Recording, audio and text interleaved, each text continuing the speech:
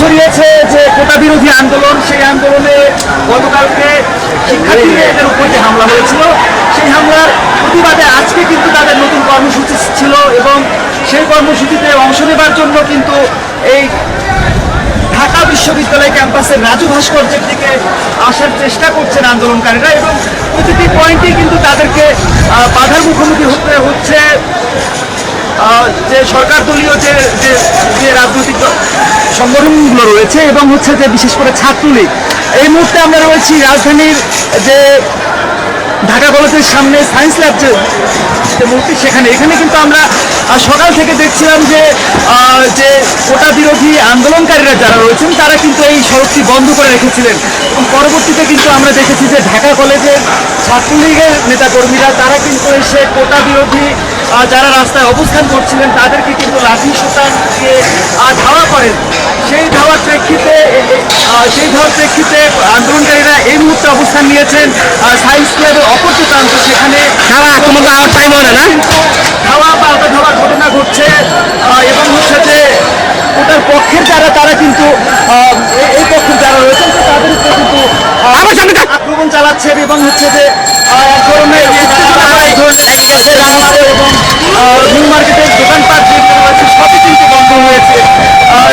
ব্যবসায়ীরা আতঙ্কের মধ্যে এবং আইন শৃঙ্খলা বাহিনীর সদস্যরাও কিন্তু আমরা দেখেছি তারাও কিন্তু তৎপর রয়েছে। সব মিলে সব পক্ষের লোকেদের সাথে আমাদের কথা বলা হয়েছে। বিশেষ করে আইন শৃঙ্খলা বাহিনীর এখানকার যিনি দায়িত্বপ্রাপ্ত কর্মকর্তা রয়েছেন তিনি বলছেন যে এই সড়কটি যেহেতু একটি গুরুত্বপূর্ণ সড়ক, ঢাকা মেডিকেল সহ বেশ কয়েকটি মেডিকেল রয়েছে আশেপাশে, প্রচুর অ্যাম্বুলেন্স যাতায়াত করছে এবং হচ্ছে যে সাধারণ মানুষের ভোগান্তি যাতে না হয় সেই ভোগান্তি দূর করার জন্যই তারা চেষ্টা করছেন যাতে এই সড়কটিকে মোটামুটি মানুষের যাতায়াতের উপযোগী রাখা হয়। আমরা কথা বলেছিলাম ছাত্রলীগের সঙ্গে, তারা বলছেন যে গতকালকে ঢাকা বিশ্ববিদ্যালয় ক্যাম্পাসে যে ধরনের ঘটনা ঘটেছে সেটি পুরোপুরি এক ধরনের যে কোটা বিরোধী যারা আন্দোলনকারী তাদের উস্কানি রয়েছে বলছেন তারা, এবং সেই উস্কানিতে আজকেও যাতে তারা কোনো ধরনের অপ্রীতিকর ঘটনা ঘটাতে না পারে সেই জন্য কিন্তু এই ছাত্রলীগ তারা অবস্থান নিয়েছেন। ছাত্রলীগের পাশাপাশি আমরা শাহবাগে দেখেছি সেখানে কিন্তু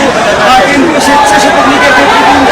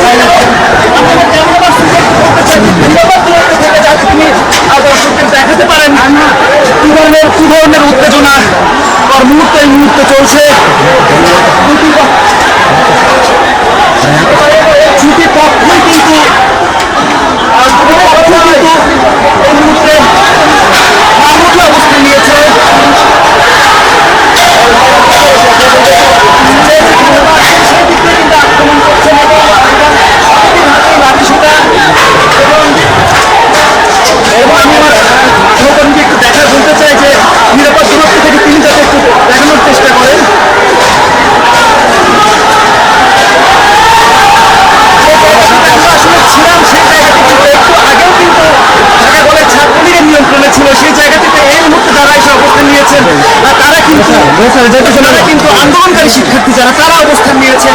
তারা চাইছেন যে এই ধরনের ঢাকা বিশ্ববিদ্যালয় থেকে চারপাশে যে ব্যারিকেডগুলো দেওয়া হয়েছে সেই ব্যারিকেডগুলো ভেঙে তারা ভেতরে প্রবেশের চেষ্টা করছে। তারা ভেঙে ভিতরে প্রবেশের চেষ্টা করছে। তারা চাইছেন লুকা কতক্ষণ না লুকা কতক্ষণ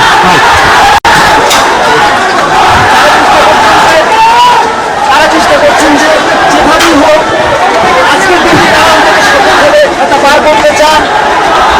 ঢাকা বিশ্ববিদ্যালয়ের রাজু ভাস্কর্যের যে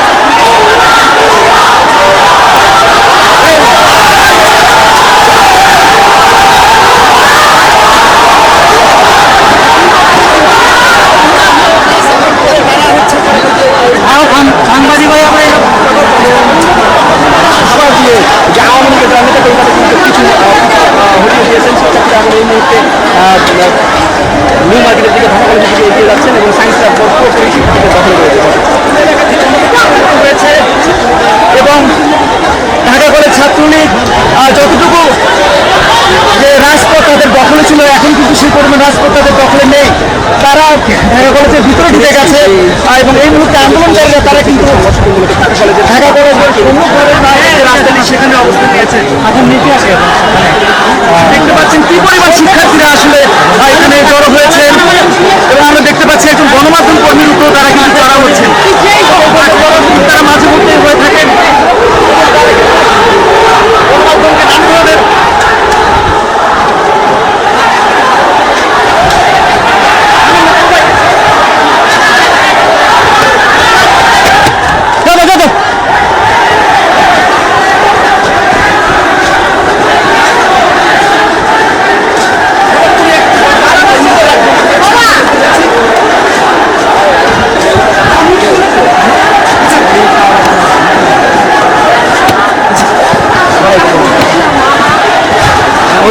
এই মুহূর্তে আবারও ধাওয়া পাল্টানো শুরু হয়েছে।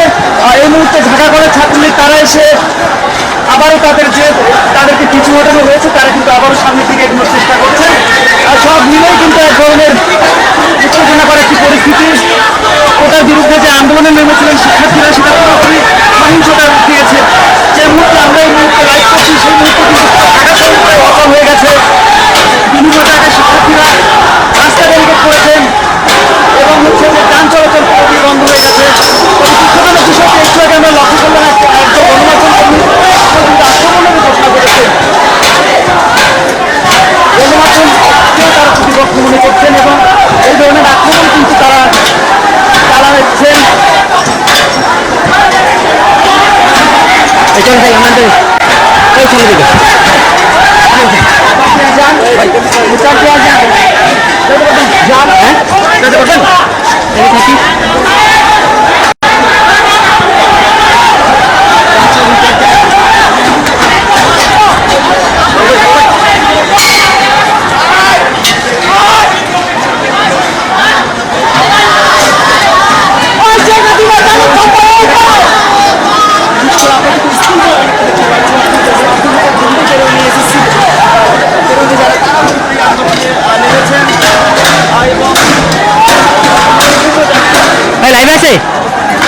লাইভ আছে হ্যাঁ কেটে দিই কেটে দেন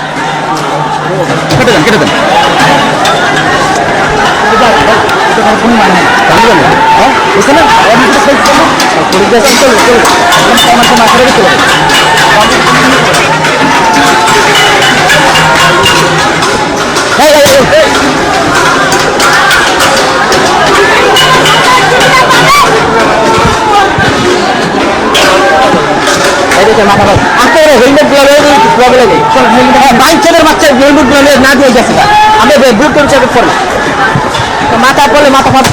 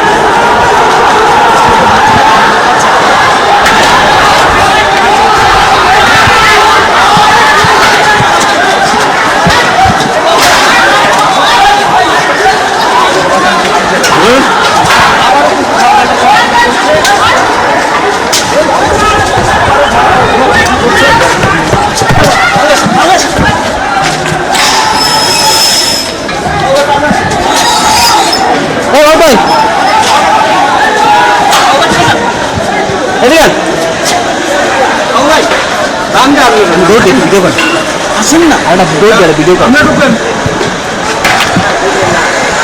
ওই রাম পাবে দ্রুত দেন আপনি আন ভাই দূর দেন আপনি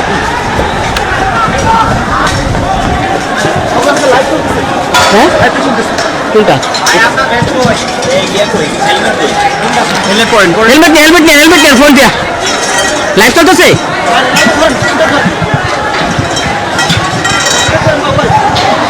আপনি জলটা ফোন দেন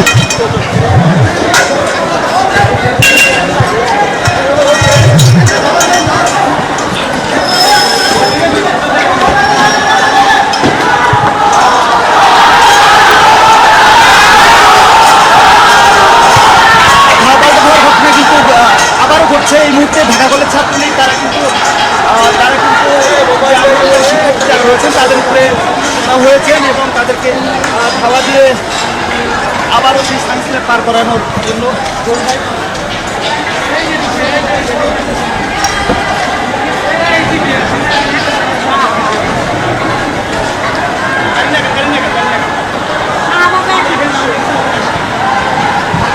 এই মুহূর্তে আবারও পিছু হচ্ছে ঢাকা কলেজ ছাত্রলীগ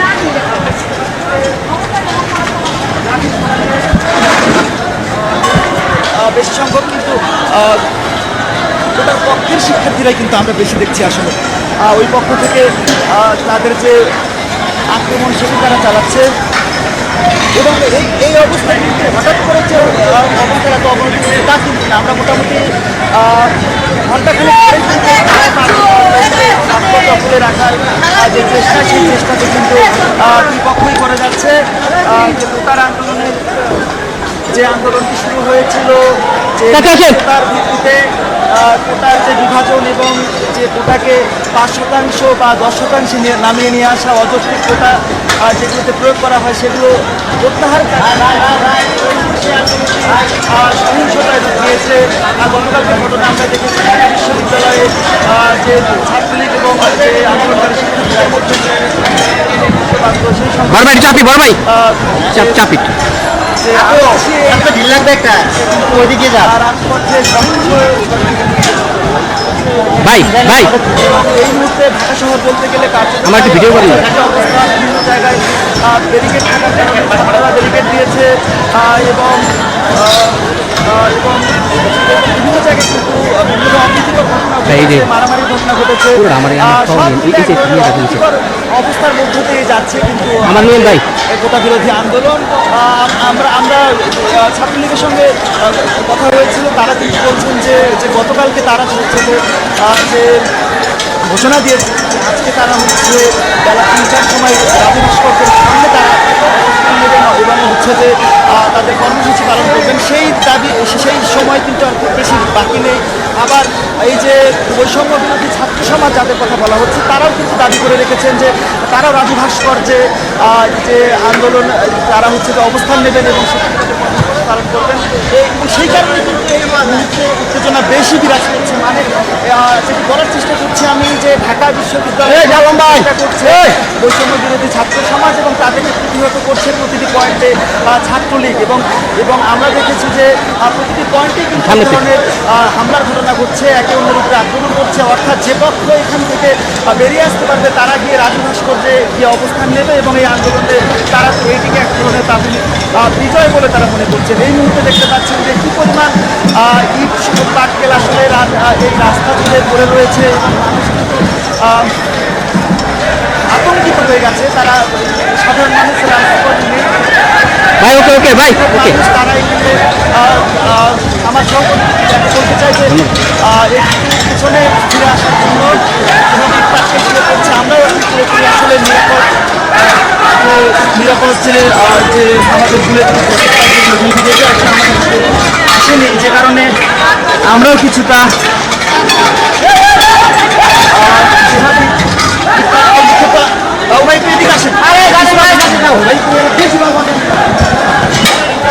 মোটামুটি একটু যুদ্ধ অবস্থায় বলা যায়। তারা সহকর্মী যদি একটু জুম করে দেখাতেন আসলে কি ধরনের এখানে ধাওয়া পাল্টা দেওয়ার ঘটনাগুলো ঘটছে দুই পক্ষে ভাগ হয়ে দুই পক্ষে ভাগ হয়ে এক পক্ষ অন্য পক্ষের উপরে আক্রমণ করছে, অথচ সবাই কিন্তু ছাত্র। যে আন্দোলনটি রাজপথে গড়িয়েছিল সেটি যদি এক ধরনের সরকার যন্ত্র বলি বা দেশের রাজনীতিবিদদের তারা যদি আলোচনার টেবিলে আমাদেরকে নিয়ে যে এখানে হচ্ছে যে স্টক হোল্ডার রয়েছেন তাদেরকে নিয়ে যদি এক ধরনের সমাধান করতেন, সেই ক্ষেত্রে কিন্তু আসলে এই ধরনের রাজপথে এই কোমলমতি শিক্ষার্থীদের হয়তো বা নামতে হতো না। এই যে ধরনের ঢিলগুলো ছড়া হচ্ছে এক একটি অন্তত 250 গ্রাম 300 গ্রাম হাত কেজি ওজনের, কারো মাথায় পড়লে কিন্তু যে প্রাণহানি বিষয়ে এক ধরনের সংখ্যা কিন্তু থেকেই যায়। তারপরও কিন্তু এই আন্দোলনগুলো চলছে এবং যে এক ধরনের কোমলমতি শিক্ষার্থী যারা এবং হচ্ছে যে এক ধরনের চ্যালেঞ্জ নিয়ে তারা মাঠে নেমেছে দ্বিপক্ষতা। এই মুহূর্তে একটি ককটেল বিস্ফোরণের শব্দ কিন্তু আমরা পেলাম। কোনো একটি ককটেল বিস্ফোরণ করেছে এবং ককটেল বিস্ফোরণ হলেই কিন্তু ডান পাশে একটু দেখাতে চাই, সাধারণ মানুষের অবস্থা আমরা একটু দেখাতে চাই যে দেখুন সাধারণ মানুষ যারা তাজিয়া মিছিল হয়তো বা আশুরা কিছুদিন পরে সেটির আয়োজন, সেই মানুষগুলো কতটা নিজেদেরকে অসহায় মনে করছে, কেউ ছাকা মাথায় দিয়ে এই ঢিল থেকে নিজেকে বাঁচানোর চেষ্টা করছে। কর্মজীবী মানুষ তারা কিন্তু এই তাদেরকে গন্তব্যে যেতেই হবে এবং তারা কিন্তু এই যে আন্দোলন সেই আন্দোলন থেকে তারা কিন্তু রেহাই পাচ্ছেন না। এই শিক্ষার্থী যারা অনেকেই দেখছি তারা স্কুল শেষ করে বাসায় ফিরছেন, তারা ভোগান্তির মধ্যে পড়েছেন। মানুষের জীবন জীবিকা যেখানে যে বসবাস এই রাজধানী শহরে, সেখানে যদি এই মূল সড়কগুলো এইভাবে অবরোধ করে এই ধরনের উত্তেজনা ছড়ায়, সেই ক্ষেত্রে 1.5 কোটি মানুষ আসলে কোথায় যায়, এটি কিন্তু একটি প্রশ্ন। মানুষের একজন এই নারীটিকে যদি একটু দেখাতে পারতেন যে আসলে কি পরিমাণ সংখ্যা নিয়ে মানুষ এই যে এখানে আবারও কি পরিমাণ সংখ্যা নিয়ে মানুষ আসলে পথ চলছে রাজধানীতে এবং তাদের জীবনকে কি পরিমাণ ঝুঁকির মধ্যে ফেলে দিয়েছে এই আন্দোলন বলি বা হচ্ছে যে এই ধরনের সহিংসতা। যেভাবে কোটা বিরোধী আন্দোলন শুরু হলো, যে অবস্থান কর্মসূচি তারা বিভিন্নভাবে যে অবস্থান করলেন, তাদের দাবিটাকে তুলে ধরার চেষ্টা করলেন, সবই ভালো চলছিল। কিন্তু গতকালকে কিন্তু আমরা দেখলাম যে রাজু ভাস্কর্যে এই বৈষম্য বিরোধী ছাত্র সমাজ যে আন্দোলন করছিল, হঠাৎ করে কিন্তু তারা হচ্ছে যে ঢাকা বিশ্ববিদ্যালয়ের 3টি হল, জিয়া হল, বঙ্গবন্ধু হল এবং হচ্ছে যে বিজয় 71 হল, 3 হলে তারা হচ্ছে যে গিয়ে সেখানকার আন্দোলনরত শিক্ষার্থীদেরকে ডেকে আনতে তারা যায় এবং সেখানে যে সহিংসতা সৃষ্টি হয় সেই সহিংসতা পরবর্তীতে মাত্রা ছাড়ায় পুরো ঢাকা বিশ্ববিদ্যালয় ক্যাম্পাসে ছড়িয়ে পড়ে এবং বেশ কয়েকজন আহত হয়েছে। দুই পক্ষের বিপক্ষে যারা অবস্থান নিয়েছিলেন তারাও অনেক আহত হয়েছে, ছাত্রলীগের তারা আহত হয়েছে। সব মিলে কিন্তু পুরো আন্দোলনটি এখন চলে গেছে একটি সহিংস পর্যায়ে এবং দেখতে পাচ্ছেন অন্তত ঘণ্টাখানেক ধরে কিন্তু আমরা আইন শৃঙ্খলা বাহিনীর কোনো অবস্থান এখানে দেখতে পাচ্ছি না। অর্থাৎ তারা কিন্তু আইন শৃঙ্খলা বাহিনীর সদস্যরা তারা কিন্তু ছাত্রদেরকে একটি মুখোমুখি অবস্থানে রেখে তারা চলে সরে গেছেন। গতকালকে ঢাকা বিশ্ববিদ্যালয়ে এত মারামারি এবং গণ্ডগোলের ঘটনা ঘটলো, ঢাকা বিশ্ববিদ্যালয়ে কিন্তু আমরা দেখিনি যে পুলিশ প্রবেশ করতে বা হচ্ছে যে কোনো ধরনের তাদেরকে নিবৃত্ত করতে। ঢাকা বিশ্ববিদ্যালয় যদিও এই ধরনের নিবৃত্ত করতে গেলে বিশ্ববিদ্যালয় প্রশাসনের এক ধরনের অনুমতি প্রয়োজন হয়, কিন্তু আজকে যেখানে এই আন্দোলন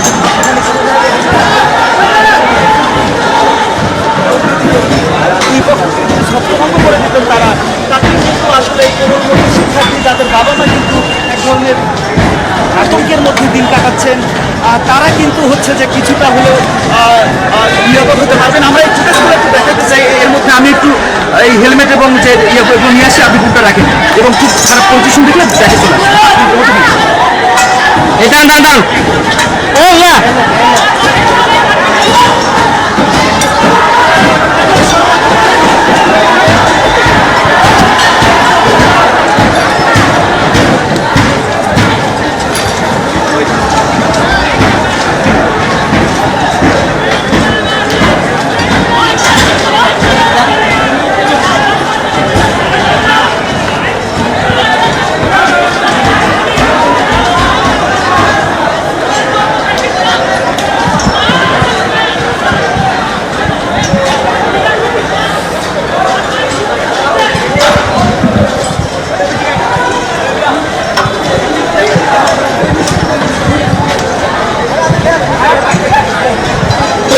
ভাই একটু চাপি বড় ভাই